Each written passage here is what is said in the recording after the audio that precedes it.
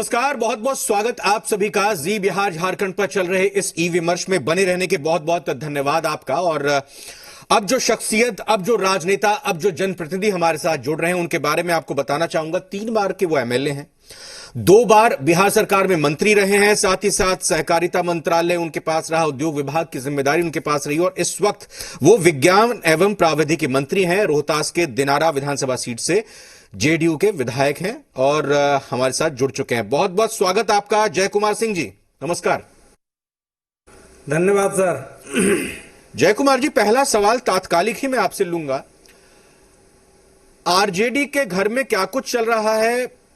JDU के नेताओं की बहुत नजर रहती है और हाल फिलहाल में तो जैसे वहां से एमएलए एमएलसी आ रहे हैं, अब आपको अच्छे लगने लगे आरजेडी के नेता क्या? नहीं, देखिए हम लोग को अच्छे नहीं लगने लगे। देखिए पार्टी में अलग अलग विचार के लोग होते हैं, इसलिए उनको कैसे कहा जा सकता है कि वो ठीक नहीं है। आपकी बातों को सुनकर मुझे ऐसा लग रहा है कि कल को लालू प्रसाद यादव या तेजस्वी यादव अगर आरजेडी छोड़ते हैं तो आप उनका भी स्वागत करेंगे, वो भी अच्छे लगने लगेंगे आपको। जनता सब समझती है चुनाव के दौरान जब ये सब बातें होती हैं तो कम से कम एक स्टैंड तो रखना चाहिए ना पार्टी को। एक स्टैंड तो रखना चाहिए कि हमारे पास इतने कद्दावर नेता हैं, हमें जरूरत नहीं है कि कोई छोड़ कर आ रहा है। सब जानते हैं कि कोई एमपी एमएलए जो इस वक्त एमएलसी छोड़ कर आ रहे हैं उनको टिकट की आस है, ये भी हम जान रहे हैं, हमारे दर्शक जानते हैं कि भाई अब आपकी तरफ से कल हाल फिलहाल में जो कांग्रेस के भी आपके 2 विधायक आए हैं, आपकी अब जेडीयू की तरफ से कह दिया गया है कि भाई अब और विधायक और मत आइए क्योंकि हमारे पास खुद ही देने के लिए अब सीट नहीं बची है, हमारे पास खुद ही आपको देने के लिए कुछ नहीं बची है। तो ये स्थिति ठीक नहीं है ना? नहीं, बिल्कुल। देखिए जो आते हैं उनकी कोई शर्तों पर नहीं ली जाती है। हमारे यहाँ जो भी ज्वाइन होता है वो बिना शर्त के आते हैं और यदि विकास की मस्तिष्क मानक बनाकर आते हैं, विकास की सोच बनाकर आते हैं तो उसमें कोई फर्क नहीं। हमको तो सुंदर बिहार और बेहतर बिहार के लिए यदि कोई कार्य करना चाहता है और हमारे आइडियोलॉजी को फॉलो करना चाहता है तो कैसे राजनीति में विमर्श के इस मंच पर जय कुमार सिंह क्या ये भरोसा देते हैं जितने भी आरजेडी के एमएलए और कांग्रेस के एमएलए आपकी पार्टी में हाल फिलहाल में शरीक हुए हैं, उनमें आप आधे से ज्यादा को टिकट नहीं देंगे? मैं पूरे की नहीं बात कर रहा हूं, मैं कह रहा हूं कि उनमें से आप ये क्या कह रहे हैं कि आप एक को भी टिकट नहीं देंगे? आप ये कह रहे हैं, आप ये बोल दीजिए बात कि जितने भी आए हैं आरजेडी के लोग, कांग्रेस के एमएलए, नहीं आप टिकट नहीं देंगे, बोल दीजिए ना। करें समाज सेवा, करें जेडीयू की सेवा। नहीं, मेरा विषय है, आप देख लीजिए। यदि उनकी विचार बिहार की सेवा करने का है, विकास करने का मस्तिष्क बनाते हैं और उनमें यदि योग्यता है तो योग्यता को भी नहीं नकारा जा सकता है। ऐसा नहीं है कि हमारी आइडियोलॉजी को फॉलो करें, हमारी विचारों को फॉलो करें और सुंदर बिहार बनाने में यदि जो कोई योगदान कर रहे हैं उनको सहयोगी बनाया जा सकता है। इसलिए इसमें राजनीति में ऐसा कोई रेखा नहीं खींचा गया है कि आप अपनी विचारों को नहीं बदल सकते हैं। देखिए अलग अलग विचारों के जहां पर राजद की विकास का कोई मानक ही नहीं है और 15 वर्ष इस बिहार की जनता ने देख चुका है, बर्बाद बिहार किए, गड्ढों में तब्दील रोड दिखा।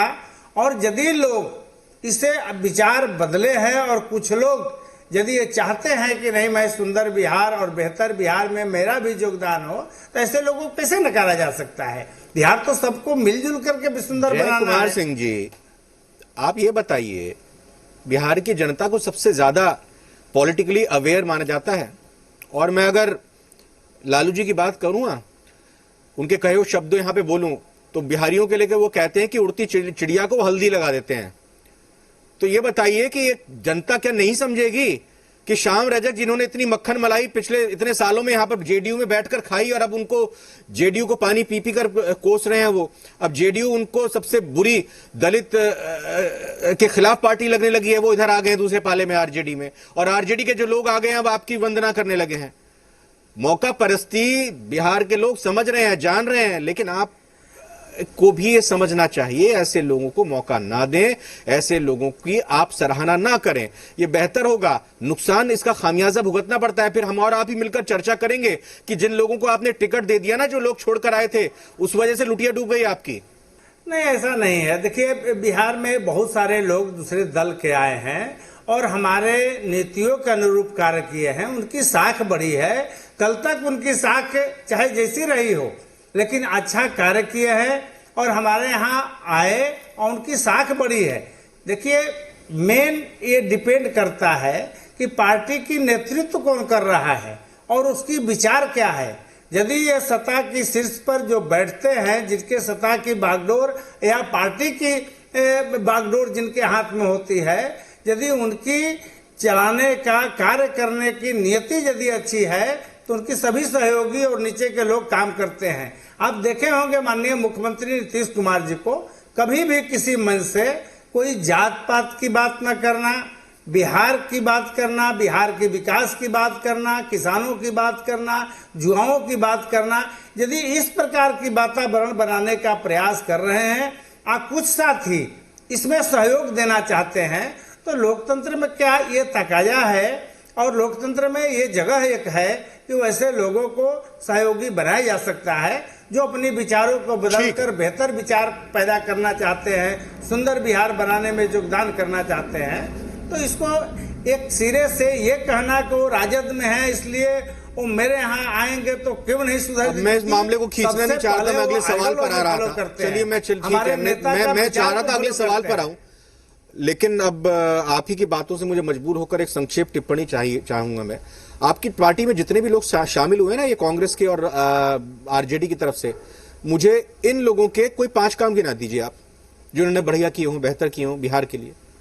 नहीं, उनको उनकी बेहतरी इसमें है। मैं 3 काम बता दीजिए। मेरे यहाँ जब आएंगे उनकी जिम्मेवारी मिलेगी। नहीं, आप कह रहे हैं ना कि वो बेहतर है, 3 काम बता दीजिए उन्होंने क्या किया अपनी कॉन्स्टिट्यूंसी में जो रोल मॉडल साबित हो गए। चंद्रिका राय जी ने क्या किया बताइए जरा। अरे राजनीतिक कार्यकर्ता है, राजनीतिक कार्यकर्ता है। यदि वो हमारे नेतृत्व में काम करेंगे, हमारे नेता के नेतृत्व में काम करेंगे, वो तो वही चाहते हैं कि मैं अच्छा काम करूं, मुझे अवसर मिलना चाहिए। अवसर की तलाश में आए हैं और उन्हें अवसर दिया जा रहा है। और मुझे पूरा विश्वास है कि हमारे माननीय मुख्यमंत्री नीतीश कुमार के नेतृत्व में काम करके अपनी साख को बढ़ाएंगे।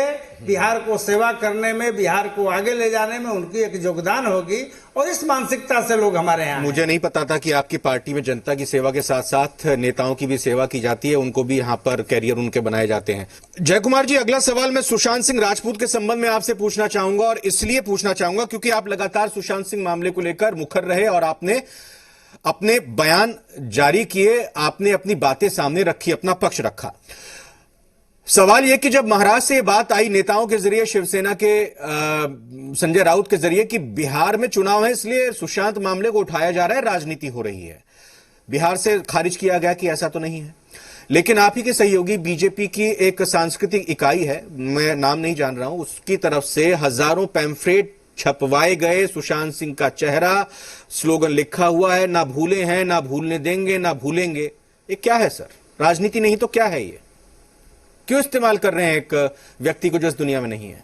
नहीं, आप देखिए, कल आप आज ही हम लोग प्रिंट मीडिया में भी, जितने भी प्रतिष्ठित प्रिंट मीडिया उसमें भी छपा हुआ है, फडणवीस जी ने स्पष्ट रूप से कहा कि सुशांत हमारे राजनीतिक मुद्दा नहीं हो सकते हैं, लेकिन जिस प्रकार से सुशांत पर अत्याचार किया गया है और सुशांत की जो मिस्ट्री है, हम सिर्फ सुलझाना चाहते हैं कि उसके पीछे क्या रहस्य है, लेकिन हम इसको चुनावी मुद्दा नहीं बनाएंगे। देखिए, देश के लाखों करोड़ों नौजवान जब इस पर उतर गए थे तो हम राजनीतिक कार्यकर्ता होने के नाते और बिहार की प्रांगण का सुशांत थे, इसलिए हम लोगों को इंटरफेरेंस होना पड़ा और बिहार के माननीय मुख्यमंत्री ने इस पर एक बेहतर और सही समय पर उन्होंने सही निर्णय लिया। उन्होंने समय भी दिया महाराष्ट्र गवर्नमेंट को, लेकिन महाराष्ट्र 40 दिनों तक जब कुछ नहीं किया और बिहार में एफआईआर हुई और एफआईआर के बाद जिस प्रकार से जांच करने के लिए हमारी पुलिस गई और जो बर्ताव हुआ उसमें कोई चारा नहीं बचा था सीबीआई की अनुशंसा के सिवा, और सीबीआई में जांच चल रही है। हम इसको कोई चुनावी मुद्दा नहीं बना रहे हैं। भाजपा के तरफ से कल स्पष्ट रूप से एक बयान जारी की गई है कि हम चुनाव में सुशांत का कोई मुद्दा नहीं होगा। चलिए, बड़ी अच्छी बात है और हम इसको माने कि सिर्फ अखबारों तक सीमित नहीं रहे बल्कि बयानों में भी और चुनाव प्रचार के दौरान भी सुशांत का नाम, सुशांत का मुद्दा सामने ना आए। अब ये चलिए मुद्दों की बात करते हैं। कोरोना हो, बाढ़ हो और विपक्ष इन दोनों मुद्दों पर तो घेर ही रहा है, सरकार को सवाल उठा रहा है। जो व्यवस्थाएं की जाती हैं, की गई हैं, पढ़ाई लिखाई और दवाई की भी बात विपक्ष कर रहा है। नहीं, देखिए वो विपक्ष हैं, उनको सिर्फ नकारात्मक पक्ष से दिखे हैं, लेकिन विपक्ष की हम समझते हैं कि सही परिभाषा को परिभाषित नहीं कर पा रहे हैं।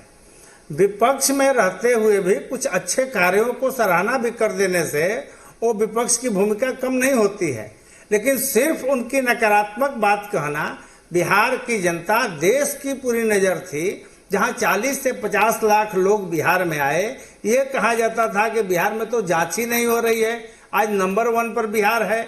मोर्टालिटी रेट भी आप देखेंगे कि यदि बिहार कॉन्शस नहीं होता, बिहार इस पर जागरूक नहीं होता, हम लोगों को प्रॉपर ढंग से क्वारंटाइन नहीं किए होते और सही ढंग से उनकी व्यवस्था नहीं किए होते, तो बिहार भी महाराष्ट्र जैसा दिखता या अन्य प्रदेश जैसा दिखता। बिहार बहुत सुरक्षित दिख रहा है। बिहार में निरंतर जो स्वास्थ्य के क्षेत्र में जितने भी लगे हुए लोग हैं पूरी तरह से कॉन्शस है। 50 लाख लोगों की बात कही अब ऐसे में 50 लाख मजदूर है तो उसका काम है। मजदूरों की बात की, लोगों की बात की जो दूसरे राज्यों में काम करते थे, वो आए, आपकी सरकार ने काम किया।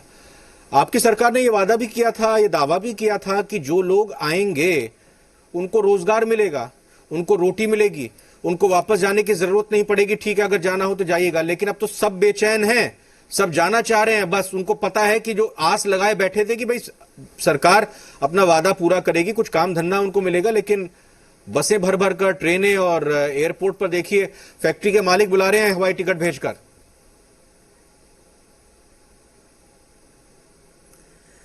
देखिए, अब मैं किसी को रोका नहीं जा सकता है, लेकिन जहां तक सवाल है कि उनकी व्यवस्था करने का, आप देखे होंगे इतनी जल्द हम लोगों ने, पहले तो राशन कार्ड में जितने बाहर के लोग थे, हम आरटीपीएस के माध्यम से, जीविका के माध्यम से, ब्लॉक में वीडियोस के माध्यम से बहुत तेजी, कोई ऐसा प्रखंड नहीं था जहां 7,000 8,000 लोगों को नहीं जोड़ा गया।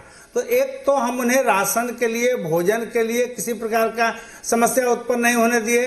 मनरेगा में बहुत सारी स्ट्रेंथ, करोड़ों की कार्य दिवस सृजन किया गया जिसमें रोजगार दिया जा सकता है। अन्य क्षेत्र में भी जो भी गतिविधियां लॉकडाउन के बाद चालू हुई, उन गतिविधियों में एक रोजगार दिखा और हमारे यहाँ तो रिकॉर्ड हो रहा है रोजगार का कि हम आज कितना सृजन किए, पर डे की रिकॉर्ड चल रही है। लेकिन फिर भी जो मजदूर इंडस्ट्री में काम कर चुके हैं, उनको लगता है कि मुझे फिर जाना चाहिए। तो ये जो सोच है, आप सोच को नहीं बदल सकते हैं। किसी लोगों को लगता है कि मैं दिल्ली में जाकर काम करूंगा, तो कोई दिक्कत नहीं है, देश हमारा है, दिल्ली हम जा सकते हैं। ऐसा क्या है कि भाई बिहार के लोग दिल्ली नहीं जा सकते? जयकुमार जी, मुझे बताइए कि आप दिल्ली जाकर विधायक का चुनाव लड़ेंगे क्या? बेहतर रोजगार के लिए जा रहे हैं। क्या आप दिल्ली जाकर विधायक का चुनाव लड़ेंगे? नहीं, बिल्कुल नहीं लड़ेंगे। और नहीं, बिल्कुल नहीं लड़ेंगे। ये तो बिल्कुल सही है कि मैं लड़ूंगा, लेकिन यदि हमारे यहाँ के लोग यदि काम करना चाहते हैं तो उसको कैसे रोका जा सकता है? प्रदेश सिर्फ नहीं, आप भी तो राजनीति का काम कर रहे हैं। जब आप नहीं लड़ेंगे तो आप दूसरे लोगों को ऐसे कैसे कह सकते हैं कि नहीं रोक सकता? लोग एक दूसरे प्रदेश में नहीं, हम तो हमारे तरफ से रोजगार है। यदि उसको बेहतर कोई रोजगार मिल रहा है तो कहीं से कहीं लोग जा सकते हैं। ये पलायन नहीं है रविंदर जी। देश के किसी भाग में हर जगह अलग अलग विशेषता है। हमारे यहाँ धान के उत्पादन में 2-3 स्टेट को छोड़ दीजिए तो फिर कौन है हमारे तुलना में? बिल्कुल। तो उसी तरीके से कहीं किसी चीज के लिए है। अब इंडस्ट्री लगेगी जहां समुद्र होगा। बड़ा इंडस्ट्री का तो मानक ही है कि जहां सीशोर होगा, जहां उस टाइप की लैंड जो सस्ता होगा वहीं पर होगा। हमारे यहाँ तो लैंड इतनी महंगा है कि यदि हम 50 एकड़, मैं तो इंडस्ट्री मिनिस्टर रहा हूं, और 50 एकड़ भूमि देने के लिए गांव में यदि अधिग्रहित करते हैं तो तूफान मच जाता है। यहाँ भोजन के लिए बिहार एक देश का ऐसा स्टेट है जहां भोजन के लिए नहीं मर सकता है। इतना मैं आपको जरूर कहूंगा। बेहतर रोजगार के लिए जरूर दूसरे प्रदेश में जा सकता है, लेकिन हम कहीं अन्न देते हैं और कहीं से कुछ लेते हैं। तो ये आदान प्रदान तो फेडरल स्ट्रक्चर अच्छा, है। एक बात मेरे को समझ में आ रही है जय कुमार जी कि इस बार के आपके चुनावी घोषणा पत्र में, एजेंडे में बिल्कुल साफ तरीके से औद्योगिकीकरण, रोजगार मुद्दा नहीं होगा, बाकी मुद्दों की आप बात करेंगे। और जो बेरोजगारी का मुद्दा तेजस्वी यादव उठा रहे हैं वो सही उठा रहे हैं क्या? नहीं नहीं, बिल्कुल हमारी होगी। हम लोगों ने इस बार फोकस होगा। आप ही ने कहा ना उद्योग धंधे हमारे नहीं लग सकते, के पास रोजगार बाहर जा रहे हैं तो हम नहीं रोक सकते, तो छोड़ दीजिए इन मुद्दों पर, इन पे बात मत कीजिए। रविंदर जी, कोविड 19 एक नई चैलेंज देकर गई है और अभी चल रही है। अरे तो अभी 1 साल पहले दिया ना, आप तो 15 साल का बखान करते हैं ना सर। और कैसे रोजगार सृजन कर सकते हैं? सरकार ने इसे गंभीरता से लिया है और हम काम करेंगे अगली बार सरकार में। स्मॉल सेक्टर, माइक्रो सेक्टर और मिडिल सेक्टर को हम बहुत जबरदस्त बढ़ाएंगे और हम चाहेंगे कि हमारे यहाँ के जो लोग हैं वो न जाएं। स्टूडेंट पलायन हो रही थी, आप देख लीजिए। हमारे समझना होगा बिहार की ये जो श्रम शक्ति है, मानव शक्ति है, इसको सहेज कर रखना होगा। मैं आपकी इन्हीं बातों के साथ, आपकी इन्हीं भावनाओं के साथ बहुत बहुत धन्यवाद करना चाहूंगा। आप जी बिहार झारखंड में हमारे ई विमर्श में जुड़े, बहुत बहुत शुक्रिया और ऑल द बेस्ट आपको, आपकी पार्टी को, आपके गठबंधन को। बहुत बहुत धन्यवाद। धन्यवाद सर, धन्यवाद। तो ये थे जय कुमार सिंह जी, साफ तौर पर कहते हुए कि पूरी कोशिश और पूरी रणनीति हमारी इसी रूप में बनेगी कि एक बार फिर से बड़े मार्जिन के साथ और बड़े तौर पर हम जीत दर्ज करें।